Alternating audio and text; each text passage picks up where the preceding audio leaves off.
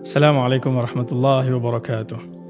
Alhamdulillah, sedari sahabat-sahabat, kita sudah menghampiri pertengahan Ramadan. Kita sudah berada di nisfu Ramadan. Dan ini adalah waktu yang sangat kritikal untuk kita jangan biarkan semangat kita melemah. Kan selepas mungkin 14 hari, menghampiri 2 minggu lebih ni berpuasa, kita mungkin dah rasa letih, dah rasa rutin, dan kita rasa macam nak okay lah, kita rest lah, cukup lah Ramadan. Jangan give up lagi. Ini adalah masa untuk kita ambil semangat untuk separuh masa kedua, dan moga Allah SWT rezekikan kita tenaga yang bertambah dan stamina yang semakin kuat menuju ke separuh masa kedua Ramadan, insya-Allah. Dan hari ini kita nak sambung daripada kisah Adam AS. Kalau kita ingat dalam episod sebelum ini, kita ceritakan tentang tafsiran para ulama tentang apa yang dimaksudkan dengan wa'allama Adama asma'a kullaha. Allah Subhanahu Wa Taala mengajarkan kepada Adam AS semua nama-nama. Dan kita sebutkan beberapa hal, dan antara lain adalah nama semua makhluk dan semua benda yang ada. Kemudian kita juga sebut tentang bahasa, dan kita tekankan bahawa itulah antara tafsiran yang kuat menyebut bahawa Adam AS memiliki asas kepada semua bahasa, dan kemudian bahasa itu berkembang dengan perubahan geografi, persekitaran, benua dan lain-lain. Dan demikian juga kita sebutkan bahawa ia juga permulaan perkembangan ilmu. Kerana ilmu ni semua kalau kita lihat, dia adalah himpunan epistemologi ataupun perkataan-perkataan yang berkembang dan seterusnya dia membentuk satu disiplin ilmu. Dan kalau kita patah balik ke belakang, semuanya bermula dengan asma, isim-isim itu tersebut, kata nama yang berkumpul dan membentuk ayat, yang kemudian adanya ilmu dalam ayat tersebut yang kemudian diwariskan, diajarkan zuriat khalifah tadi tu, dari satu generasi ke satu generasi. Dan menariknya, antara tafsiran para ulama juga yang ada hadis yang kita boleh ceritakan hari ini tentang tafsiran tersebut adalah Adam AS diajarkan nama al-asma' kullaha itu adalah nama semua anak keturunannya. Dan kalau kita ambil tafsiran ini, dan sebahagian pengkaji Quran menyebut bahawa analisis terhadap tata bahasa ayat seolah-olah kuat menyatakan bahawa ambihum bi asma'ihim, hum itu merujuk kepada anak-anak Adam. Kerana kalau benda dia tidak dirujuk dengan kata nama demikian. Dan ada hadis yang menyebut tentang hal ini yang kita akan lihat. Dan sebelum tu menarik juga kalau kita bayangkan Nabi Adam kalau dia tahu nama kita, alaihissalam. Dan kalau kita lihat hadis yang kita akan baca ini, seolah-olah Nabi Adam alaihissalam telah pun bertemu dengan semua anak-anak Adam. Dan hadis ini dalam riwayat At-Tirmidzi, hadis yang kuat, yang baik. Nabi SAW sebut dalam hadis ini, lamma khalaqallahu Adam, apabila Allah siapkan ataupun ciptakan Adam alaihissalam, Allah telah masaha zahrahu, Allah telah mengusap belakangnya dan mengeluarkan daripada zahrihi, keluarkan daripada belakangnya, tulang sulbi, tulang belakangnya itu semua zuriat keturunan Adam. Maksudnya kita semua dah ada kat situ, sebab kita semua anak Adam kan. Kita semua dah ada dekat sini ni. Dalam hadis ni bukan cerita satu peristiwa tentang masa lampau yang berlaku tidak melibatkan kita. Ini hadis yang cerita tentang kita ada di sana. Kemudian Allah Subhanahu Wa Taala meletakkan cahaya di antara dua mata semua zuriat keturunan Adam ini. Seolah-olah Adam melihat semua. Ada sebahagian tafsiran para ulama tafsir menyebut Adam melihat seolah-olah seperti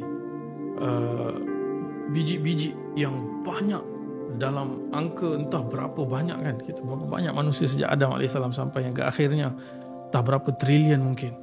Dan Adam AS diperlihatkan semua itu, dan semua mereka bercahaya. Lalu Adam AS tertarik dengan seorang anaknya secara spesifik. Lalu Adam AS bertanya kepada Allah Subhanahu Wa Taala, ya Allah, yang ini siapa? Dan apabila Adam AS tanya kepada Allah SWT, yang ini siapa? Allah SWT menjawab, yang ini Daud. Siapa? Nabi Daud AS. Adam AS tanya, Ra'a Adam nuran baina ainaya Daud, qala ya Rabbi man hadha? Wahai Tuhan, siapa ini?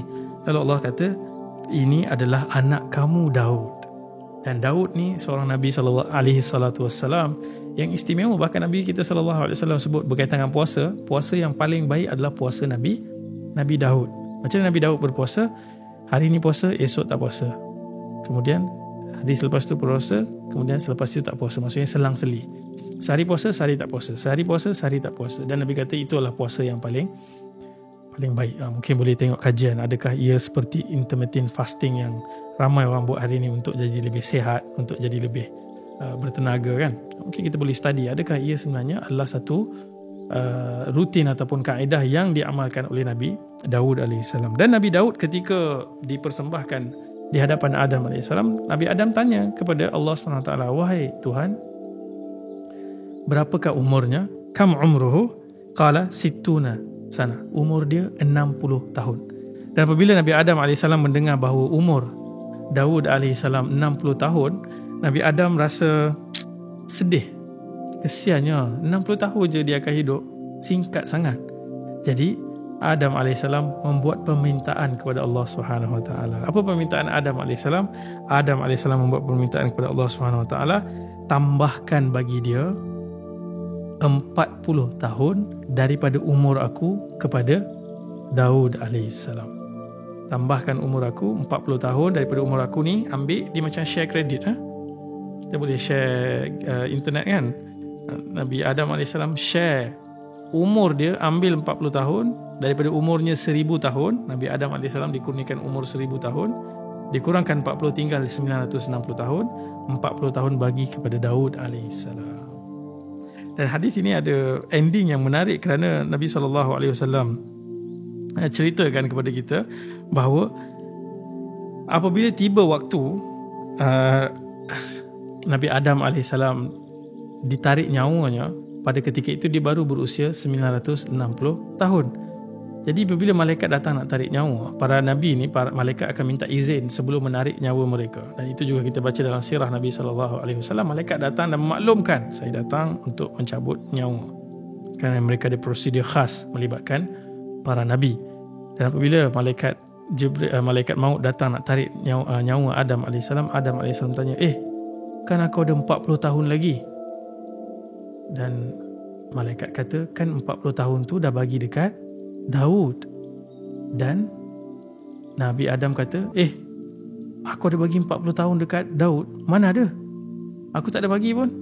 Tak, aku tak ada bagi. So Nabi SAW menyebut bahawa Adam telah lupa. Kerana itu anak-anak Adam juga lupa. Sifat lupa ni, nasia, insan, nasia ni ialah sebahagian daripada warisan Adam AS. Kerana nature Allah SWT ciptakan manusia ni ada sifat lupa. Sebab tu Quran yang turun itu pun disebut salah satu namanya az-zikr, peringatan. Dan bahkan disebut tentang fadzakir, sentiasa ingatkan, kerana peringatan itu ada manfaat. Kerana kita seringkali lupa banyak perkara yang kita dengar dalam Ramadan, masuk Syawal nanti kita tak ingat. Banyak benda yang kita dengar dalam siri warisan Adam, daripada episod yang pertama sampai yang ke-13, banyak yang kita dah lupa. Mungkin saya yang bercakap ni pun lupa, kerana kita manusia, kita lupa. Nabi pertama sebut Adam lupa, maka anak-anak Adam pun lupa. Yang kedua, Nabi SAW kata Adam membantah. Adam membantah, anak-anak Adam juga membantah.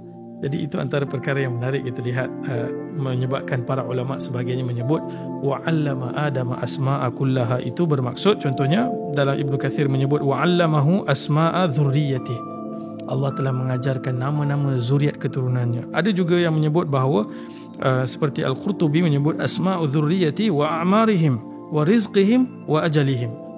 Adam AS telah diajarkan bukan hanya nama, tapi umurnya, rezekinya, dan juga ajal matinya.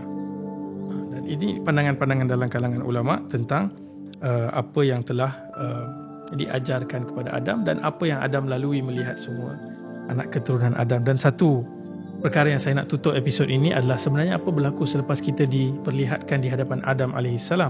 Allah Subhanahu Wa Taala telah mengambil perjanjian daripada setiap seorang daripada kita, dan kita tidak ingat. Boleh lihat dalam surah Al-A'raf, surah yang ke-7 ayat 172. Allah Subhanahu Wa Taala berfirman, wa idza akhadha rabbuka min bani adama min zuhurihim dzurriyyatahum wa ashhadahum ala anfusihim alastu bi rabbikum.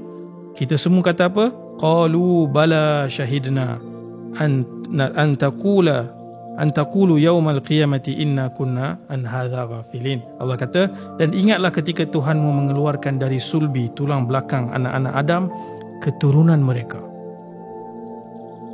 Dan dia mengambil kesaksian terhadap jiwa-jiwa mereka ni. Semua roh-roh kita ni yang ada di situ telah mengangkat sumpah saksi ketika Allah bertanya, bukankah aku Tuhan kamu?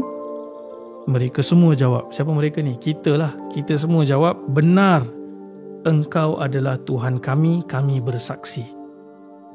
Kemudian Allah kata, agar kamu tidak berkata pada hari kiamat, sesungguhnya kami tak ingat tentang perkara ini.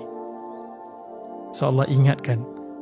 Dalam hadis ni sebut anak-anak Adam lupa, anak-anak Adam lupa. Allah kata dalam ayat ni, aku ingatkan peristiwa ni telah berlaku sebab kamu lupa, dan jangan nanti bagi tahu kami tak tahu, sebab Allah dah bagi tahu dalam Quran peristiwa ini telah berlaku. Moga Allah Subhanahu Wa Taala memberkati kita dan sentiasa membuatkan kita orang-orang yang ingat, berusaha selalu ingat Allah Subhanahu Wa Taala.